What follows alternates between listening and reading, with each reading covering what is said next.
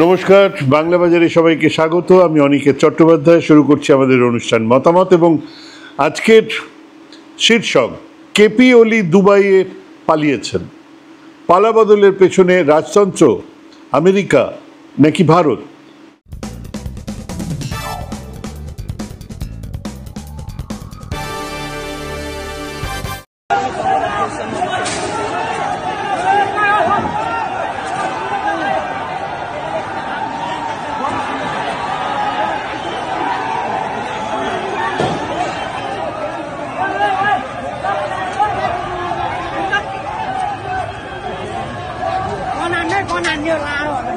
প্রায় ২৫০ বছরের প্রাচীন কিন্তু পচে যাওয়া, অথচ মানুষের কাছে এখনো শ্রদ্ধেয় রাজতন্ত্রের পতনের পরে গণতন্ত্রের নামে নির্বাচিত নেতারা কিভাবে মানুষকে ঠকিয়েছে এবং শেষ পর্যন্ত কিভাবে এই ব্যাপক বিক্ষোভের জন্ম হলো তা জানতে আরো অনেক সময় লাগবে, সবটা জানতে। কিন্তু ইতিমধ্যে দু তিনটে কথা তো বিভিন্ন মহল থেকে শুনতে পাচ্ছি। এক, নেপালে অস্থিরতা তৈরির পেছনে হাত মার্কিন যুক্তরাষ্ট্রের। নেপালের সশস্ত্র বিক্ষোভকারীদের হাতে অস্ত্র সরবরাহ করছিল পাক সেনারা। আমেরিকার নির্দেশে হাত গুটিয়ে বসেছিলেন নেপালের সেনাপ্রধান অশোক রাজ সিকদালে। নেপালের অস্থিরতা তৈরি করতে এখনো পর্যন্ত প্রায় ১৭০০ কোটি টাকা দেওয়া হয় নেপালের বলেন্দ্র শাহ রবি লামিছানে সেনাপ্রধান সিকদালেকে। নেপালের রাজনৈতিক অস্থিরতা সৃষ্টির সুপরিকল্পিত ষড়যন্ত্রের পেছনে আছেন মার্কিন রাষ্ট্রদূত ডেন আর থমসন, ঢাকায় নিযুক্ত প্রাক্তন রাষ্ট্রদূত পিটার ডি হাস।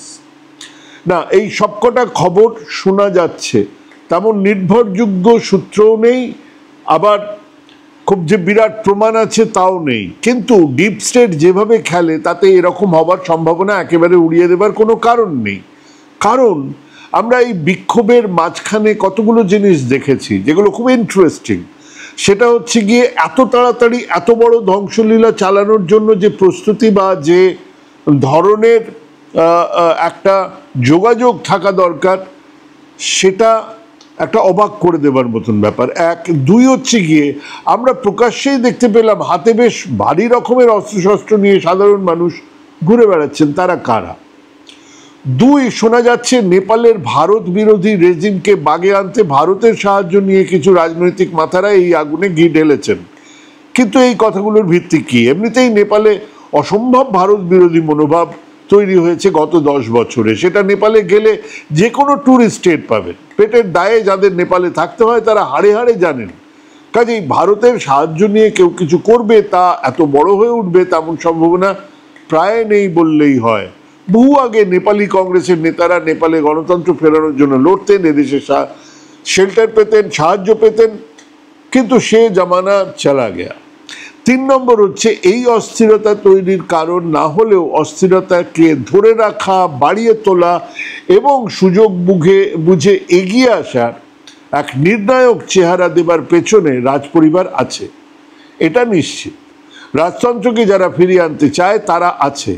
নেপালের রাজনৈতিক ইতিহাসের মূল ভিত্তি ছিল শাহ রাজবংশের প্রায় ২৪০ বছরের শাসন। ১৭৬৮ সালে রাজা পৃথ্বীনারায়ণ শাহ নেপালকে এক হিন্দু রাষ্ট্র হিসেবে প্রতিষ্ঠা করেন, যা এখানকার বিজেপি প্রায়ই বলতেন নৈতর আছে একমাত্র নেপাল হিন্দু রাষ্ট্র। নেপালিদের জাতীয় পরিচয়ের সঙ্গে গভীরভাবে এটা জড়িয়ে ছিল। এই রাজতন্ত্রে পৃথ্বীবীর বিক্রম শাহ এবং ত্রিভুবন বীর বিক্রম শাহের মতন কয়েকজন জনপ্রিয় শাসকও ছিলেন। এক ধরনের বেনেভোলেন্ট ডিক্টেটরশিপ বলা যায়, যারা প্রজাদের মন জয় করে নিয়েছিলেন। নেপালের এক বিরাট অংশের মানুষজন এই রাজপরিবারকে শুধু শাসক হিসেবে দেখত না, বরং দেশের অভিভাবক হিসেবে তাদের জন্য এক ধরনের গভীর আবেগ আর শ্রদ্ধা ছিল। তারা সত্যি করেই বিশ্বাস করত যে রাজতন্ত্র দেশের স্থিতিশীলতা বজায় রাখবে এবং বিদেশি হস্তক্ষেপ থেকে দেশকে বাঁচাবে। কিন্তু এই ধরনের স্থিতিশীলতা চিরস্থায়ী হয় না, ছিলও না। ২০০১ সালে রাজপ্রাসাদে ঘটে যাওয়া এক মর্মান্তিক প্রাসাদ ষড়যন্ত্র, আমরা জানি সেটা। সেই সময় রাজা বীরেন্দ্র সপরিবারও নিহত হন। এই ঘটনা নেপালিদের মনে একটা গভীর শূন্যতা তৈরি করে। অনেকে মনে করেন সেদিনেই আসল নেপালের রাজতন্ত্রের সমাপ্তি ঘটেছিল। এরপর রাজা হিসেবে জ্ঞানেন্দ্রের অভিষেক হয়, যিনি জনগণের কাছে ততটা ভালোবাসা পাননি বা একটা ধারে তাকে নিয়ে কিছু খারাপ কথাবার্তাও ছিল, তার প্রতি খুব যে একটা বিশ্বাস ভালোবাসা নেপালের মানুষের ছিল তা নয়। এই ট্র্যাজেডি এবং পরবর্তীতে মাওবাদীদের 1 দশকের গৃহযুদ্ধ টানা রাজতন্ত্রকে দুর্বল করে দিয়েছিল। এক পর্যায়ে 2006 সালে ব্যাপক গণ আন্দোলনের মুখে রাজা জ্ঞানেন্দ্র এক বহুদলীয় সরকারের কাছে ক্ষমতা হস্তান্তর করতে বাধ্য হন। অবশেষে 2008-এর মে মাসে সংসদীয় ভোটের মাধ্যমে 240 বছরের রাজতন্ত্রের অবসান ঘটে। নেপালকে ধর্মনিরপেক্ষ প্রজাতন্ত্র ঘোষণা করা হয়, সংবিধান লেখা হয়, সবকিছুই খুব সুষ্ঠুভাবে হয়েছিল। কিন্তু এখানে একটা গুরুত্বপূর্ণ বিষয় বোঝাটা খুব দরকার, যেখানে সাধারণ গণতান্ত্রিক পরিবর্তনের পরে জনগণের মধ্যে নতুন ব্যবস্থার জন্য এক প্রবল আগ্রহ দেখা যায়, আর তার সঙ্গেই পুরনো ব্যবস্থার জন্য থাকে একরাশ ঘেন্না, যা আমরা বহু জায়গায় রাজতন্ত্রের পতনের পরে দেখেছি। নেপালের ক্ষেত্রে কিন্তু সেরকম কোনোটাই ঘটেনি। রাজতন্ত্রের পতনকে অনেকে এক প্রাচীন ব্যবস্থার অনিবার্য পতন হিসেবে দেখলেও জনগণের এক বিরাট অংশের মানুষের কাছে এটা কিন্তু ছিল তাদের প্রজাপ্রিয় রাজপরিবারের শেষ ইতিহাস। এক বেনেভোলেন্ট ডিক্টেটরশিপ তাদের মাথার মধ্যে এখনো আছে, তাদের মন থেকে মুছে যায়নি। এই কারণেই গণতন্ত্র প্রতিষ্ঠার পর যখন রাজনৈতিক অস্থিরতা, দুর্নীতি, অর্থনৈতিক সংকট ইত্যাদি দেখা দিচ্ছিল, তখন জনগণের মধ্যে আবার সেই রাজতন্ত্রের জন্য এক ধরনের ভালোবাসা এবং তার ফিরে আসার এক ধরনের চাহিদা, আকাঙ্ক্ষাও তৈরি হয়েছে। তারা মনে করে রাজতন্ত্রের অধীনে তারা যে স্থিতিশীলতা এবং এক ধরনের অনুভব করত, গণতান্ত্রিক সরকার তা দিতে সম্পূর্ণ ব্যর্থ হয়েছে। এটা খানিকটা ওই রকম ধরনের ব্যাপার যখন মাঝে মধ্যে মানুষ বলেন যে ব্রিটিশ শাসনে অনেক কিছু ভালো ছিল, সেরকম একটা ব্যাপার। নেপালে গিয়ে এই কথাগুলো শুনেছি, তাদের ধর্মীয় অনুষ্ঠানগুলোতে এই কথাগুলো উচ্চারিত হতো। এই গভীর শূন্যতা এবং মোহভঙ্গ বর্তমান রাজনৈতিক অস্থিরতার অন্যতম মূল ভিত্তি। একদিকে 240 বছরের শাসন, একই পরিবারের শাসন, অন্যদিকে গণতন্ত্র প্রতিষ্ঠার পর থেকে নেপালের রাজনৈতিক অবস্থা কেমন ছিল? মাত্র 17 বছরের দেশটাতে 13 বার সরকার পরিবর্তন হয়েছে, যেটা নীতি নির্ধারণ, অর্থনৈতিক সংস্কারের ক্ষেত্রে ধারাবাহিকতায় বারবার ভেঙে গেছে। এই ঘন ঘন সরকার বদলের কারণে রাজনৈতিক দলগুলো জনগণের জন্য কাজ করার চেয়ে নিজেদের ক্ষমতা ধরে রাখতে বেশি মনোযোগ দিয়েছে। অর্থাৎ এক ধরনের ইকুয়েশন তৈরি করা হয়েছে পাওয়ারের মধ্যে। এই সুযোগেই দেশটাতে প্রাতিষ্ঠানিক দুর্নীতির শেকড় আরও গভীরে প্রবেশ করেছে, কারণ এখানে দায়বদ্ধতার অভাব ছিল, সবার সামনে এক ওপেন সিক্রেট। মানুষজনের কাছে এটা স্পষ্ট হয়ে ওঠে যে তারা ভোট দেওয়ার ক্ষমতা পেলেও আসলে ক্ষমতা মুষ্টিমেয় কিছু দুর্নীতিগ্রস্ত পরিবারের কাছে রয়ে গেছে। আর এই খবরই এক সাম্প্রতিক বহিঃপ্রকাশ ছিল তরুণ প্রজন্মের ওই নেপো কিড আন্দোলন। সামাজিক যোগাযোগ মাধ্যম, সোশ্যাল মিডিয়ায় তরুণরা রাজনৈতিক অভিজাতদের সন্তানদের বিলাসবহুল জীবন, বিরাট বিরাট গাড়ি, নতুন নতুন গাড়ি, বিদেশে গিয়ে তাদের বিলাসবহুল বিদেশ বেড়ানোর ছবি, ভিডিও, সে সমস্ত পোস্ট করে তার তীব্র নিন্দা জানাচ্ছিল। একধারে তারা পোস্ট করছিল তাদের এই উল্লাস, আর একধারে এই ভিডিওগুলোকেই নিয়ে এক ধরনের ঘৃণা তৈরি করছিল সমাজ মাধ্যমে। স্বাভাবিকভাবে এই ডিজিটাল আন্দোলনটা সাধারণ মানুষের দুর্দশা, রাজনৈতিক পরিবারের সীমাহীন সুবিধার যে মধ্যেকার ব্যবধানকে, ফারাকটাকে চোখে আঙুল দিয়ে দেখিয়ে দিচ্ছিল। নেপাল সরকার যখন ফেসবুক, ইনস্টাগ্রাম, ইউটিউব, এক্সের মতন জনপ্রিয় যে সোশ্যাল মিডিয়া প্ল্যাটফর্মগুলো হঠাৎ করে বন্ধ করে দেয়, তখন তারা যুক্তি দিয়েছিল যে এই প্ল্যাটফর্মগুলো দেশের নিয়ম মানছে না এবং ঘৃণা ছড়াচ্ছে। কিন্তু এই সিদ্ধান্তের প্রতিবাদে হাজার হাজার যুবক রাস্তায় নেমে আসে। তারা বলছিল আমাদের চুপ করানোর চেষ্টা হচ্ছে। একটা জিনিস তখনই পরিষ্কার হয়ে যায়, এই বিক্ষোভের কারণে শুধু সোশ্যাল মিডিয়া বন্ধ করা ছিল না, নিষেধাজ্ঞা তুলে নেওয়ার পরেও বিক্ষোভকারীরা তাদের প্রতিবাদ বন্ধ করেন। ঠিক যেমন বাংলাদেশে কোটা তুলে দেওয়ার ঘোষণা করার পরেও কিন্তু বিক্ষোভ থামেনি, বরং বিক্ষোভ আরও সহিংস রূপ নেয় এবং তারা সরকারের সম্পূর্ণ পতন, সবার পদত্যাগের দাবি তোলে। এখানেও তাই হয়েছে। এই ঘটনা থেকে বোঝা যায় যে সোশ্যাল মিডিয়ার নিষেধাজ্ঞা ছিল একটা স্ফুলিঙ্গ, যা বছরের পর বছর ধরে রাজনৈতিক দুর্নীতি, অব্যবস্থা এবং অর্থনৈতিক দুর্দশার বারুদ স্তূপকে জ্বালিয়ে দিয়েছে। কারা এসছেন ক্ষমতায়?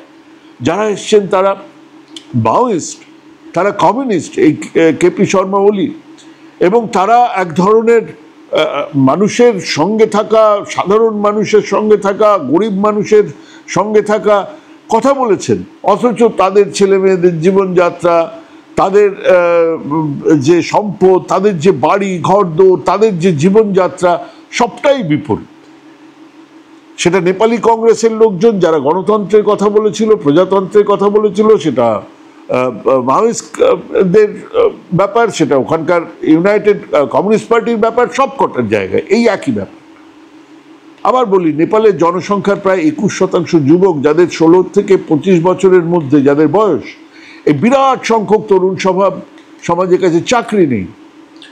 বিশ্বব্যাংকের তথ্য বলছে দেশটাতে বেকারত্বের হার 20% বেশি। কাজের অভাবে প্রতি বছর 2 লক্ষের বেশি যুবক বিদেশে পাড়ি জমাতে বাধ্য হয়, বাইরে থেকে গিয়ে কিছু রোজগার করা। তাদের একটা বিরাট অংশ আমাদের এখানে আছে, তাদের একটা বিরাট অংশ এমনকি ওই যে মার্সেনারি ভাড়াটে সেনাবাহিনীতে ঢুকে পড়ছে। এই হতাশার ক্ষোভের মধ্যে জন্ম নিয়েছে নেপোকিন, একটা ডিজিটাল আন্দোলন। জেনজির প্রচলিত রাজনৈতিক ব্যবস্থার প্রতি অনাস্থা আর দুর্নীতির বিরুদ্ধে এক ধরনের নতুন বিদ্রোহ এই পালাবদলটা ঘটালো। এই বিদ্রোহ প্রমাণ করছে যে নেপালের নতুন প্রজন্ম এখন প্রচলিত রাজনৈতিক ধারার বাইরে এসে তাদের ক্ষোভ প্রকাশ করছে। কিন্তু এগুলোকে কেবল জেনজির মাথা থেকে এসেছে, মানে তারা রাস্তায় নামলো আর বদল হয়ে গেল না। জেনজিদের এই গণবিক্ষোভের কিছু সময় আগে নেপালের রাজতন্ত্রপন্থীরাও আন্দোলন শুরু করেছিল। তাদের দাবি ছিল রাজতন্ত্র ফিরিয়ে আনা। মাত্র কমাস আগে প্রাক্তন রাজা জ্ঞানেন্দ্র শাহের জনসমক্ষে এলেন তিনি। হঠাৎ করে এলেন, সে গাড়ি নিয়ে নেপালের কাঠমান্ডুতে একটা বিরাট যাত্রা হলো। এই আন্দোলন নিয়ে তিনি তার বক্তব্য রেখেছে এই আন্দোলনকে আরো জোরালো করুন, মানে বলেছেন যে হ্যাঁ এটা হওয়া উচিত। অবাক করার বিষয় হলো, জেনজিদের বিক্ষোভ যখন রাজনৈতিক নেতাদের বাড়িঘর ভাঙছে, চুরমার করছে, তাদের মূর্তি ভাঙছে, তখন রাজা বীরেন্দ্র বা রাজপরিবারের কোনো মূর্তিতে বা তাদের ওপরে কোনো আক্রমণ হয়নি। এর কারণ হলো জেনজিরা মূলত বর্তমান দুর্নীতিগ্রস্ত সংসদীয় গণতন্ত্রের উপর ক্ষুব্ধ, রাজতন্ত্রের উপরে নয়। তাদের কাছে রাজতন্ত্র এক সময় স্থিতিশীলতার প্রতীক ছিল। দুটো আন্দোলন আলাদা হলেও উভয়ের উৎস এক, গণতান্ত্রিক ব্যবস্থার ব্যর্থতা। এটা একটা নীরব ইঙ্গিত দেয় যে জনগণ প্রচলিত রাজনৈতিক দলগুলোর প্রতি চরম হতাশ হলেও রাজতন্ত্রকে তারা এখনো একটা কার্যকরী বিকল্প হিসেবেই মাথায় রেখেছে। হ্যাঁ, এটা দুঃখের হলেও এটাই সত্যি। নেপালের এই গণবিক্ষোভ নিয়ে কিছু বিশ্লেষক এবং সোশ্যাল মিডিয়ার অনেকেই প্রশ্ন তুলেছেন যে এই আন্দোলন কি সত্যি স্বতঃস্ফূর্ত ছিল, নাকি এর পেছনে কোনো ডিপ স্টেট, অন্য কোনো বড় শক্তির হাত ছিল। হামি নেপাল নামে একটা এনজিও একজন সংগঠক অনিল বানিয়া দাবি করেছেন যে তাদের শান্তিপূর্ণ বিক্ষোভকে বাহ্যিক শক্তি, মানে এক্সটার্নাল ফোর্স এবং রাজনৈতিক দলের কর্মীরা হাইজ্যাক করেছে। কিভাবে, সবটা জানা যায়নি। জেনজিদের এই আন্দোলনের কোনো আনুষ্ঠানিক নেতৃত্বই ছিল না। এই নেতৃত্বহীনতা একদিকে তাদের শক্তি যা প্রচলিত রাজনীতি থেকে তার থেকে আলাদা করে, আবার অন্যদিকে এটাই তাদের দুর্বলতা। কাজেই খুব তাড়াতাড়ি দেখুন নেপালের কিন্তু গোটা নেপালটা চলে গেল আজকে মিলিটারিদের হাতে। সেনাবাহিনী বলেছে আমরা এখন হাতে নিয়েছি, এখন আর এই গন্ডগোল পাকানো চলবে না, বন্ধ করুন। কারণ এর ফলে অন্য যে কোনো রাজনৈতিক দল বা গোষ্ঠী সহজেই এই আন্দোলনের সুযোগ নিতে পারে। রাজনৈতিক নেতাদের বাড়িতে আগুন লাগানো, ভাঙচুরের মতন ঘটনা প্রমাণ করে দেয় এটা একটা শান্তিপূর্ণ প্রতিবাদও ছিল না, বরং এর পেছনে কোনো গোষ্ঠীর ইন্ধন থাকার সম্ভাবনা উড়িয়ে দেওয়া যায় না। কেপি শর্মা ওলিকে প্রায়শই চীন ঘেঁষা নেতা হিসেবে দেখা হতো। প্রধানমন্ত্রী হিসেবে শপথ নেওয়ার পরে তার প্রথম বিদেশ সফর ছিল চীনে। সাধারণভাবে প্রধানমন্ত্রী ভারতে আসেন, উনি গেলেন চীনে। নেপালের যে জিওপলিটিক্যাল যে অবস্থান, তাদের যে জায়গা, ভারত এবং চীনের মাঝখানে একটা স্যান্ডউইচের মতন। ওলি তার মেয়াদে ভারত সম্পর্কে খারাপ হওয়া সত্ত্বেও, মানে প্রথমবারের মেয়াদে খারাপ হওয়া সত্ত্বেও চীনের সঙ্গে বাণিজ্য ট্রানজিট চুক্তি স্বাক্ষর করেছে, ভারতের ওপর থেকে নির্ভরতা কমানোর চেষ্টা করছে। কিন্তু তার এই চীন নীতি সরাসরি তার পতনের কারণ নয়। বিক্ষোভের মূল কারণ আভ্যন্তরীণ দুর্নীতি, বেকারত্ব এবং অব্যবস্থা। যখন তিনি এসব আভ্যন্তরীণ সমস্যার সমাধান না করে জিওপলিটিক্যাল খেলায় মেতে গেছিলেন যে আমি চীনকে দিয়ে ব্যাপারটাকে সামলে নেব, বা আমি ভারত আর চীনের মধ্যে এক ধরনের বার্গেন করে সামলে নেব, তখন তার উপরে জনগণের আস্থা আরও কমে গিয়েছিল। ওলি তার আগের মেয়াদে ভারত বিরোধী জাতীয়তাবাদী স্লোগান তুলে জনপ্রিয়তা পেয়েছিলেন। ইনফ্যাক্ট গত 10 বছর ধরে এটাই নেপালের রাজনীতির একটা অনিবার্য অংশ। এটা নেপালের খালি নয়, নেপালের, বাংলাদেশের, শ্রীলঙ্কার এক ধরনের ভারত বিরোধী জাতীয়তাবাদী স্লোগান, এক ধরনের ভারতীয় হেজিমনির বিরুদ্ধে এক ধরনের প্রতিবাদ। কিন্তু এবার ওনার সেই কৌশল কাজে দিল না।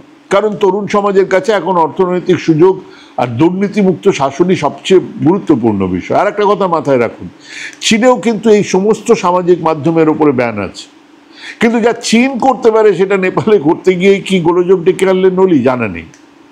নেপালের এই রাজনৈতিক অস্থিরতা কেবল নেপালের আভ্যন্তরীণ সমস্যা নয়, এটা ভারত এবং চীনের জন্য খুব গুরুত্বপূর্ণ জিওপলিটিক্যাল ইনসিডেন্ট।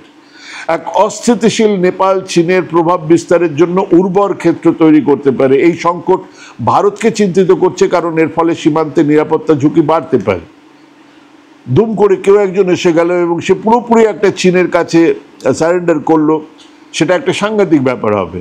ভারত বিরোধী নেটওয়ার্কগুলো তার সুযোগ নিতে পারে। ভারত ও নেপালের মধ্যেকার বহু পুরনো বাণিজ্য সম্পর্ক, আজকের নয়, গত ক বছর ধরে তার টানাপোড়েনের শিকার হয়েছে। তারপরেও ভারত চীনের মধ্যকার যে সম্পর্ক এখন ভারত চীন নেপাল সব মিলিয়ে সেটা বেশ জটিল। ধরুন লিপুলেখ বিতর্ক, এটা একটা বড় উদাহরণ। ভারত এটাকে লিপুলেখ এলাকাটাকে নিজেদের এলাকা বলে, তাই বলে দাবি করে এবং বলে যে এটা 1954 সাল থেকে পুরনো বাণিজ্য রুট। এদিকে ভারত এবং চীন এই লিপুলেখ পাস ব্যবহার করে সীমান্ত বাণিজ্য আবার শুরু করার জন্য চুক্তিও করেছে, কিন্তু নেপাল এই লিপুলেখকে নিজেদের বলে দাবি করে এবং ভারত চীনকে এই চুক্তি বাতিল করতে বলেছে। এই যে বলেন্দ্রের কথা বলা হচ্ছে, বলেন র্যাপার যিনি, যার হাতে সম্ভবত কেউ কেউ বলছেন ওনার হাতেই ক্ষমতা যাবে, উনি মাথায় আসবেন।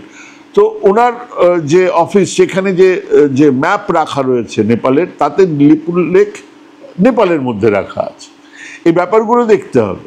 বাণিজ্যের ক্ষেত্রে ভারত এখনও নেপালের সবচেয়ে বড় অংশীদার। নেপালের বাণিজ্যের প্রায় 63% হয় ভারতের সঙ্গে। এর ফলে নেপালের ভারতের সঙ্গে বিশাল বাণিজ্য ঘাটতি রয়েছে, আর তাই নেপাল ভারতের উপরে নিজেদের নির্ভরতা কমাতে চায়। এই সুযোগ কাজে লাগিয়ে চীন তাদের বেল্ট অ্যান্ড রোড ইনিশিয়েটিভের মাধ্যমে নেপালের পরিকাঠামোতে প্রচুর বিনিয়োগ করেছে, বিরাট টাকা ঢেলেছে ওখানকার রাস্তা এবং এয়ারপোর্ট তৈরি করার জন্য। এবং আমরা সাধারণভাবে আমরা জানি কি, নেপাল একটা ল্যান্ডলক এরিয়া, অর্থাৎ নেপালের দক্ষিণ দিকটা খোলা, ভারতের দিক থেকে রাস্তাঘাট আছে যা দিয়ে তারা বন্দর পর্যন্ত আসতে পারে, ভারী জিনিস সেখান থেকে যাবে।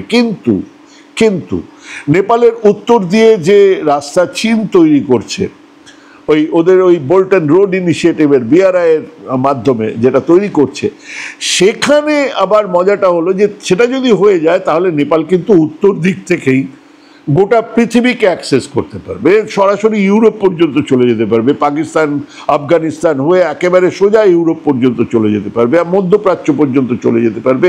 এটা একটা বিরাট ব্যাপার তাদের কাছে। অর্থাৎ ল্যান্ডলক নেপাল, তাদের ল্যান্ডলক যে অবস্থা, মানে জমি দিয়ে ঘেরা যে অবস্থাটা, সেটা ভেঙে যাবে। এটা নেপালের কাছে বিরাট ব্যাপার।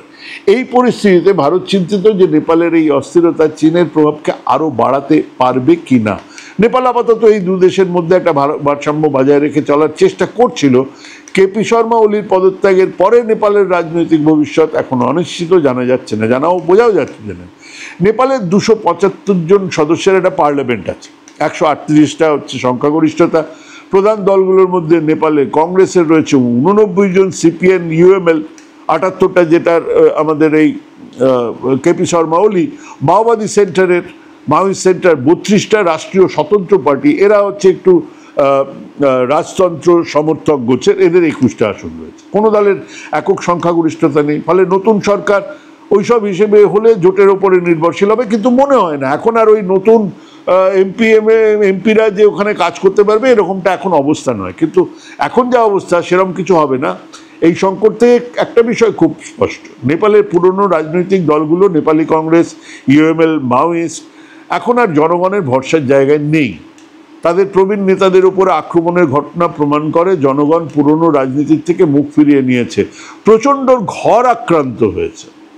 হ্যাঁ, দেউবাকে প্রায় উলঙ্গ করে পেটানো হয়েছে। অর্থমন্ত্রী তো যাতা অবস্থা। হ্যাঁ, উঠে আসছে নতুন মুখ। নেপালের বর্তমান রাজনৈতিক বিশৃঙ্খলার মধ্যে নতুন নামগুলো কারা? রাজনীতির বাইরের লোকজন।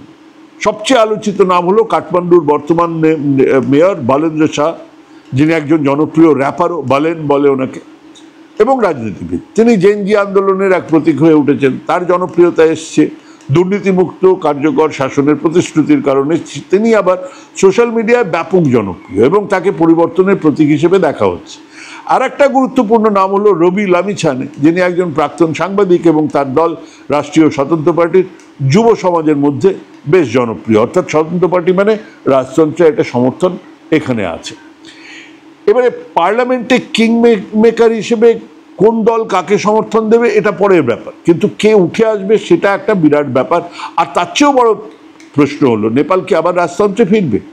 নেপালে 2008 সালে রাজতন্ত্রের বিলুপ্তির পর থেকে রাজনৈতিক অস্থিরতা লেগেই আছে। গত 2 দশকে দেশটাতে 13টার বেশি সরকার তৈরি হয়েছে এই অস্থিরতার জন্য। ঘন ঘন সরকার বদল, দুর্নীতির কারণ, জনগণের মধ্যে গভীর হতাশা, জেনজির বিক্ষোভ গণতন্ত্রের প্রতি তাদের অবিশ্বাসকে তুলে ধরছে।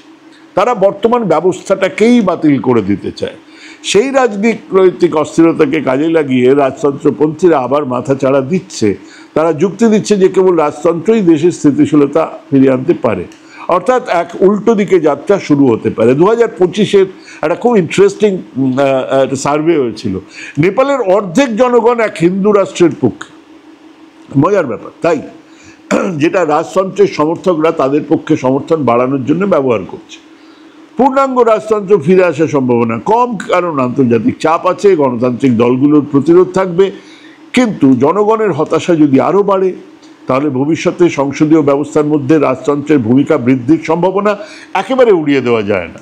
পুরনো রাজনৈতিক দলগুলো আর তাদের অভিজ্ঞ নেতারা যেখানে আক্রমণের শিকার, সেখানে নতুন অপ্রচলিত নেতারা যারা সরাসরি জনগণের সঙ্গে যুক্ত, ছাত্রদের সঙ্গে যুক্ত, তারা লাইমলাইটে আসছেন। এটাই প্রমাণ করে যে নেপালের জনগণ একেবারে বাংলাদেশের মতোই প্রচলিত রাজনৈতিক ধারার বাইরে একটা নতুন নেতৃত্ব চাইছেন। তবে পুরনো এবং নতুন শক্তির মধ্যেকার এই টানাপোড়েন আর তার উপরে আঞ্চলিক জিওপলিটিক্যাল যে অবস্থান নেপালের ভবিষ্যৎকে অনিশ্চিত করে তুলছে। একটা বিষয় পরিষ্কার, নেপালের জনগণ, বিশেষ করে যুব সমাজ, এখন আর প্রচলিত রাজনীতিতে বিশ্বাস করে না। তারা একটা স্থিতিশীল, দুর্নীতিমুক্ত এবং কার্যকরী শাসন ব্যবস্থা চাইছে।